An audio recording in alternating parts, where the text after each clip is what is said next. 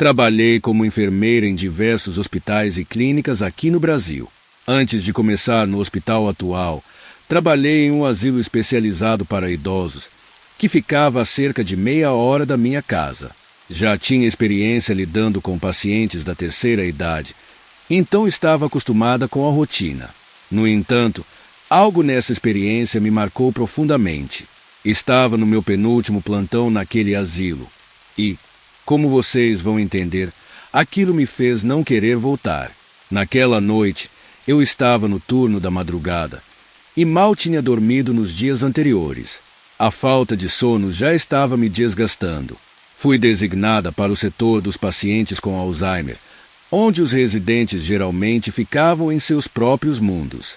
Como era jovem, na faixa dos 20 anos, a maioria deles me via como uma companhia diferente, alguém que trazia um pouco de energia e conexão com o presente.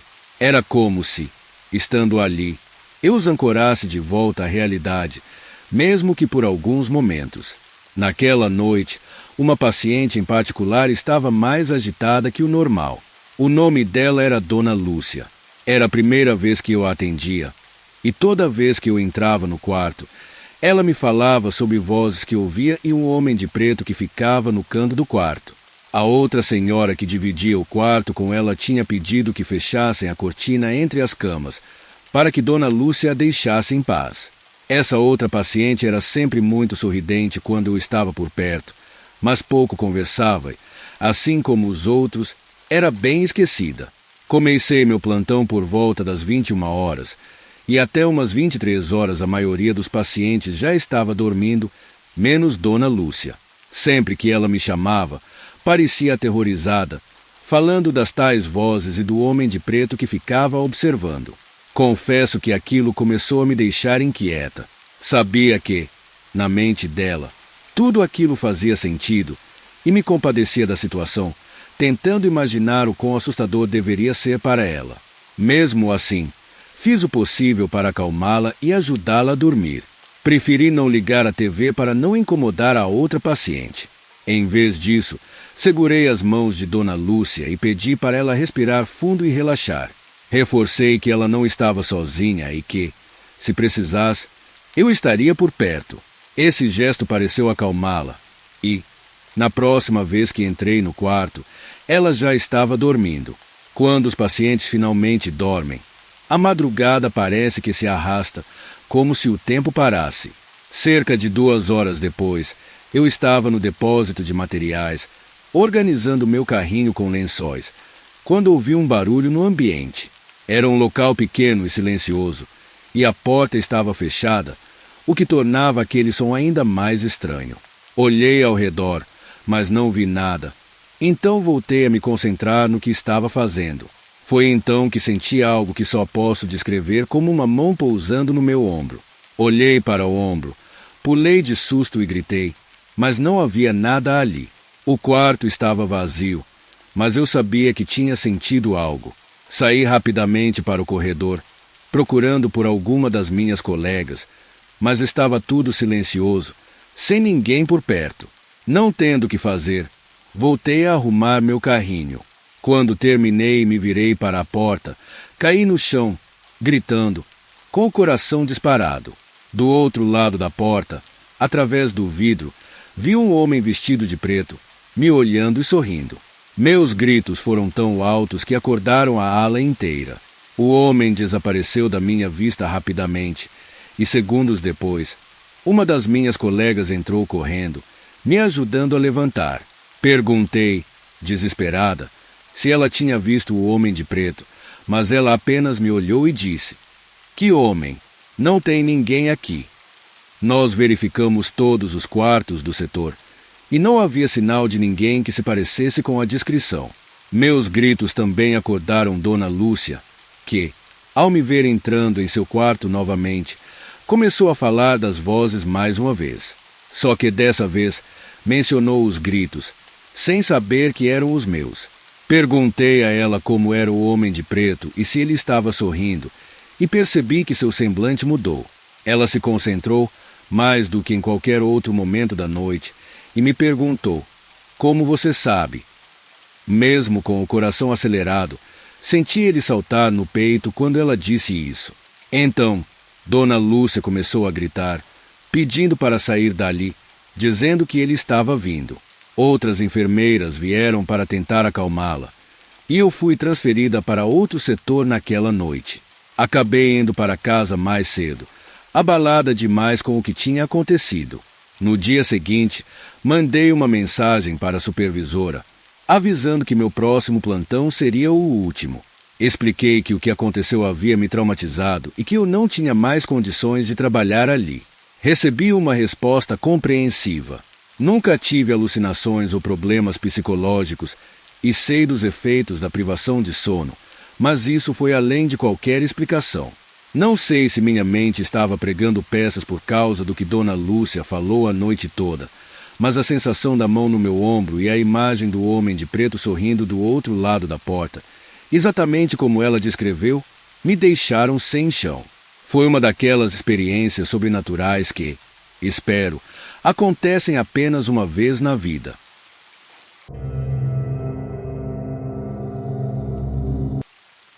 Há algum tempo, eu consegui um emprego em um pequeno hospital no interior, um pouco afastado da cidade. Eu estava animado, afinal, era a minha primeira oportunidade de trabalho desde que me formei. Era um trabalho temporário, mas eu estava muito empolgada, pois o salário era bom e o hospital era o mesmo onde fiz meu estágio. Na maioria das vezes, eu trabalhava em turnos de 12 horas, das 7 horas às 19 horas. Às vezes, pegava o turno da noite, das 15 horas às 23 horas, mas nunca gostei muito desses horários. Eu já estava acostumada a trabalhar até tarde em empregos anteriores, mas esse hospital ficava muito mais distante da minha casa e a volta era cansativa. Éramos uma equipe pequena, composta por 4 enfermeiras, um administrador, eu e o médico plantonista. Num hospital pequeno como esse, a gente acaba vendo coisas bem estranhas e tristes. Como estamos distantes da capital, de vez em quando o helicóptero de resgate precisa vir deixar ou levar pacientes em estado grave. Já presenciei algumas cenas horríveis, como famílias inteiras que chegaram após graves acidentes em estradas mal sinalizadas. Numa dessas noites, perto das 22 horas, eu estava conversando com uma das enfermeiras sobre o prontuário de um paciente, mas, na verdade, estávamos apenas matando o tempo até o fim do meu turno, que acabaria às 23 horas. O hospital estava calmo. Até aquele momento, havíamos atendido apenas 6 pessoas. De repente, ouvi um barulho estranho vindo da entrada.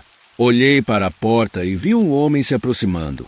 Ele parecia normal, mas estava usando um casaco longo, o que achei estranho, pois estávamos no auge do verão, mesmo à noite, o calor era forte.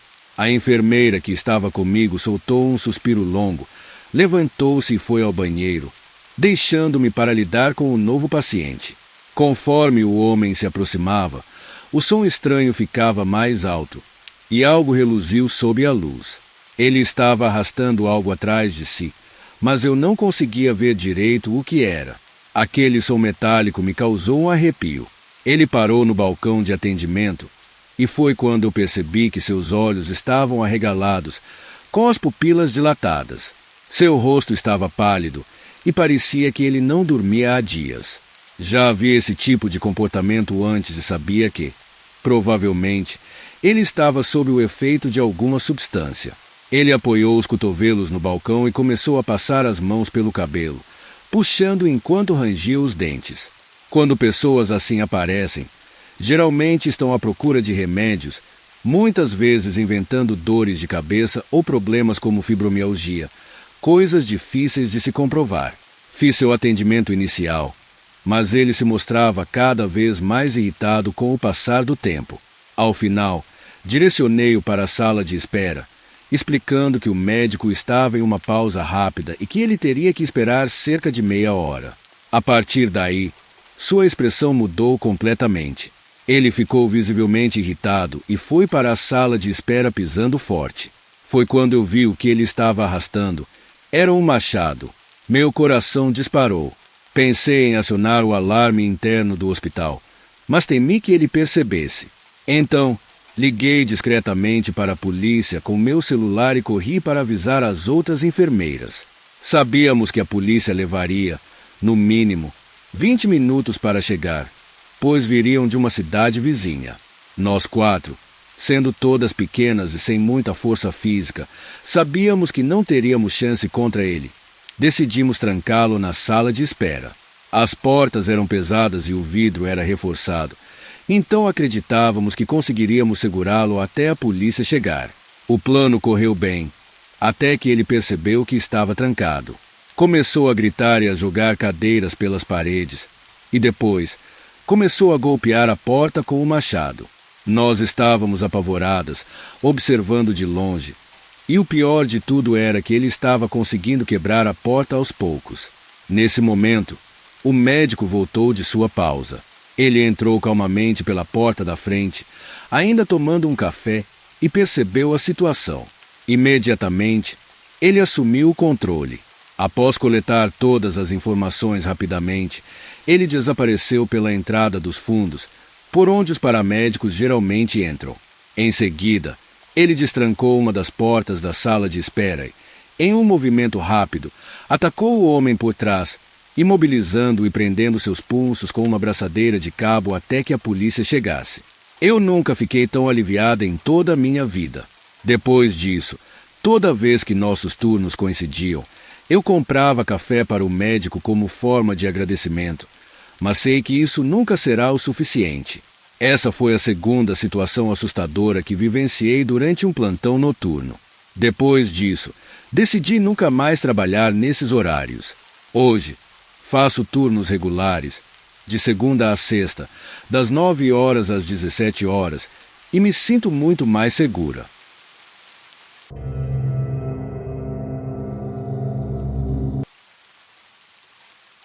Há 3 anos, fui diagnosticada com meningite bacteriana. Moro no sudeste do Brasil e, na época, não havia qualquer notícia sobre surtos dessa doença. Por isso, até hoje não sei como ou de quem acabei contraindo. Lembro que os sintomas começaram de forma bastante intensa: dores de cabeça insuportáveis, confusão mental, sonolência excessiva, náuseas e perda total de apetite. No entanto, foi só quando as alucinações começaram que eu percebi a gravidade da situação. Estava sozinha em casa, de cama, enquanto meu marido estava no trabalho. Foi então que ouvi uma voz infantil, chamando mamãe lá da sala. Detalhe: não temos filhos. Assustada, levantei com dificuldade e fui até a escada, chamando pelo meu marido, mesmo sabendo que ele não estava em casa. A dor de cabeça que senti ao ficar em pé era tão forte que mal consegui me manter. Então voltei para a cama. Pouco tempo depois, ouvi outra vez aquela voz, agora dizendo olá. Peguei o celular, em pânico, e liguei para o meu marido, dizendo que havia algo estranho, que eu estava ouvindo uma criança dentro da casa e que provavelmente estava alucinando. Ele percebeu o quanto eu estava desesperada e saiu do trabalho mais cedo para me levar ao hospital. Enquanto esperava ele chegar, tentei me trocar do pijama, mas precisei correr ao banheiro para vomitar. No meio do vômito, ouvi outra voz, dessa vez vinda de fora do banheiro.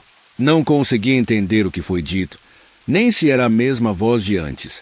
Eu estava perdendo completamente o controle da minha mente. Quando finalmente cheguei ao hospital, fui diagnosticada, e os médicos explicaram que, se não tratada a tempo, a meningite bacteriana pode ser extremamente grave e até fatal. O médico comentou que as alucinações que eu tive não eram comuns, mas também não eram impossíveis de acontecer. Logo após a chegada ao hospital, recebi antibióticos intravenosos e o doutor comentou que eu tive sorte de ter ido tão rapidamente, pois se tivesse esperado mais, poderia ter consequências permanentes ou até perder a vida. Meu marido ficou comigo durante algumas horas, mas foi informado que eu teria que ficar internada por alguns dias, devido à gravidade dos meus sintomas. Por volta das 10 horas da noite, ele precisou ir para casa, pois teria que trabalhar no dia seguinte. A enfermeira que estava de plantão me disse para chamá-la se eu precisasse de algo. Embora eu ainda me sentisse péssima, Acabei adormecendo rápido. Foi então que tive um sonho muito real. Meu ex-marido estava no quarto, ao lado da cama, falando comigo. Ele começou a dizer coisas terríveis sobre o meu marido atual. Tocou minha cabeça e disse que estava feliz por eu estar bem e que veio logo que soube que meu marido havia saído. Ele continuou dizendo que odiava meu marido atual e que desejava matá-lo. Enquanto falava, ele passava a mão na minha testa e, em seguida, saiu do quarto. Eu sempre tive pesadelos com meu ex-marido, porque nosso casamento foi extremamente tóxico e abusivo, o que levou ao nosso término, algo que prefiro não detalhar aqui. Acordei meio grogue, ainda com muita tontura, e percebi que havia uma cadeira puxada para perto da minha cama. Ela não estava assim quando meu marido saiu. Ainda era madrugada, então voltei a dormir. Na manhã seguinte, acordei com a enfermeira no quarto. Resolvi contar para ela sobre o sonho esquisito que tive, e ela me olhou com um ar sério e disse que aquilo não tinha sido um sonho, que um primo meu havia me visitado na noite anterior. Fiquei confusa, pois não tenho primos que morem no estado. A enfermeira ficou mais séria e disse: alguém que se apresentou como seu primo David esteve aqui ontem à noite. David era o nome do meu ex-marido. Depois de explicar a situação, a enfermeira chamou o médico e ele me explicou que os antibióticos poderiam ter causado um estado de delírio, o que teria atrapalhado minha capacidade de distinguir entre sonho e realidade. Liguei para meu marido para contar o que havia acontecido e ele ficou furioso e preocupado. Ele voltou ao hospital naquela mesma noite, depois do trabalho. No entanto, naquele mesmo dia, mandei uma mensagem para David, perguntando como ele soube que eu estava no hospital e o que ele estava pensando ao me visitar. Minha mensagem foi entregue, mas ele me ignorou. Enviei outra mensagem, dizendo que tinha ouvido todas as suas ameaças contra o meu marido e que iria envolver a polícia se fosse necessário. Poucos minutos depois, ele respondeu negando que tivesse feito qualquer ameaça, dizendo que só estava lá para garantir que eu estava bem, que eu provavelmente ouvi coisas enquanto estava dormindo.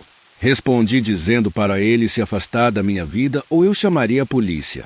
Ele não respondeu mais. Nunca contei ao meu marido sobre as ameaças que ouvi naquele estado confuso, pois não tinha certeza se eram reais. Com toda a confusão dos antibióticos e as alucinações que já haviam acontecido antes, fiquei sem saber se o que ouvi era real ou apenas mais uma ilusão. Saí do hospital na semana seguinte.